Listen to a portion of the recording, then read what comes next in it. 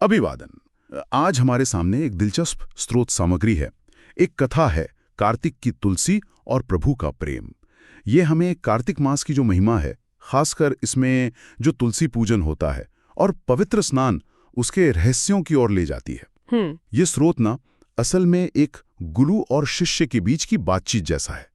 शिष्य कुछ पूछता है और गुरु फिर कार्तिक मास की मान्यताओं पर, प्रथाओं पर रोशनी डालते हैं। अच्छा, तो आज हमें यही समझना है कि भाई ये महीना इतना पवित्र क्यों है, तुलसी पूजा का इतना महत्व क्यों देते हैं, और ये सुबह सुबह स्नान वाली बात, इसके पीछे क्या सोच है। चलो देखते हैं जरा। बिल्कुल। और ये कथा ना हमें सीधे उस सांस्कृतिक और आध्यात्मिक दुनिया में ले जाती है जहाँ आस्था है, प्रकृति है और जो पौराणिक कहानियां हैं वो सब एक दूसरे में बड़ी खूबसूरती से गुंथी हुई हैं। ये सिर्फ रस्मों की लिस्ट नहीं है, बल्कि उनके पीछे की जो भावनाएं हैं, जो दर्शन है, उसे समझने का एक अच्छा मौका है। हाँ, और शुरुआत भी बड़ी स्वाभाविक सी है।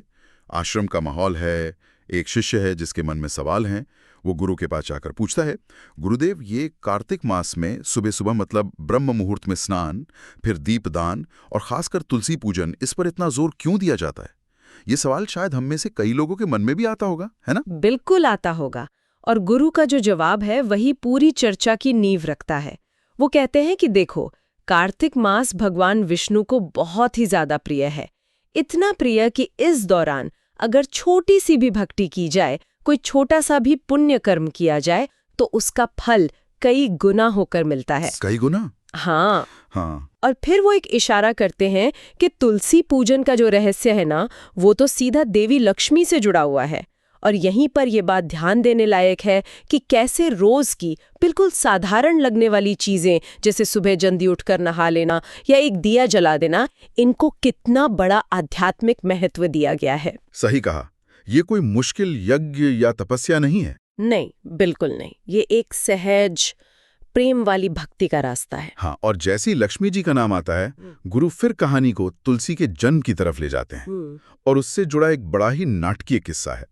ये कहानी भी अपने आप में काफी परतों वाली है। एक असुर राजकुमारी है वृंदा। असुर कुल में जन्मी है, लेकिन भगवान विष्णु की बहुत बड़ी भक्त है। और उसकी शादी होती है जालंधर नाम के एक बहुत शक्तिशाली असुर से। उसे अपने बल पर बड़ा घमंड था। अच्छा। और जालंधर की जो ताकत थी, मतलब वो जो अजेय था, उसका असली राज कोई हथियार या वरदान नहीं था।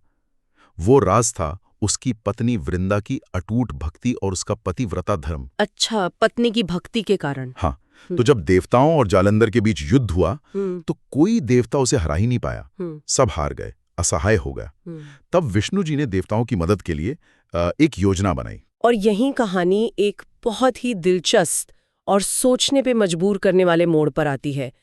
विष्णु जी, जिन्हें हम धर्म का रक्षक मानते हैं, वो जालंधर का रूप धारण करते हैं और वृंदा के पास जाकर उसके पतिव्रत को खंडित कर देते हैं। इस एक घटना में कई चीजें छिपी हैं। एक तो भक्त की निष्ठा की ताकत कि वो किसी को अजेय बना सकती है।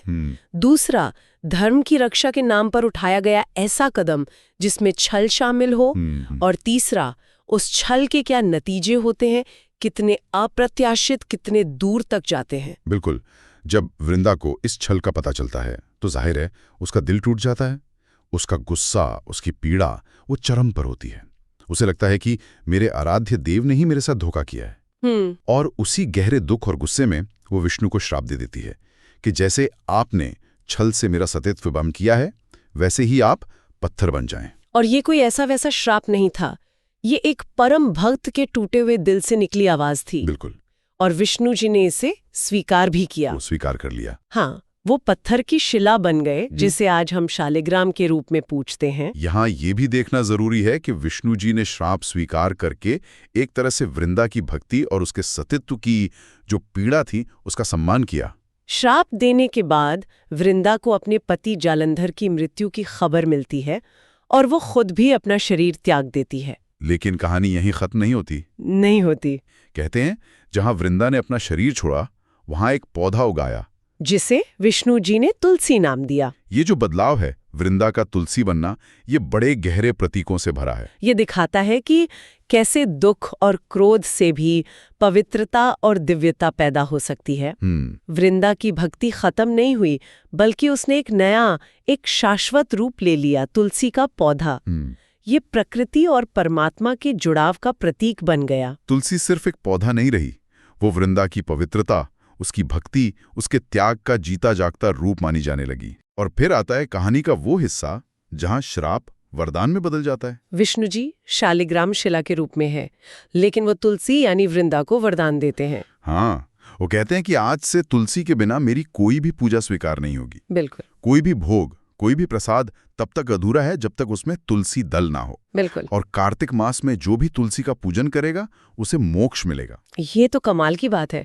मतलब एक श्राप पूजा का सबसे जरूरी हिस्सा बन गया। इसे अगर हम थोड़े बड़े नजरिए से देखें तो ये भक्ति की जो सर्वोच्चता है उसे स्थापित करता है। बिल्कुल। भगवान ने भक्त के गुस्से को यानी श्राप को भी सम्मान दिया और उसे अपनी पूजा का ही एक अटूट हिस्सा बना लिया। सही बात है। ये भक्त और भगवान के बीच का जो एक जटिल, गहरा और कभी-कभी विरोधाभासी सा लगने वाला रिश्ता है, उसे दिखाता है। शालिग्राम शिला यानी पत्थर रूपी विष्णु और तुलसी का ये जो अटूट संबंध है, आज भी हमारे घरों में पूजा का केंद्र है। हाँ, हर घर में। और इसका जो मूल है वो हमें इसी कहानी में मिलता है।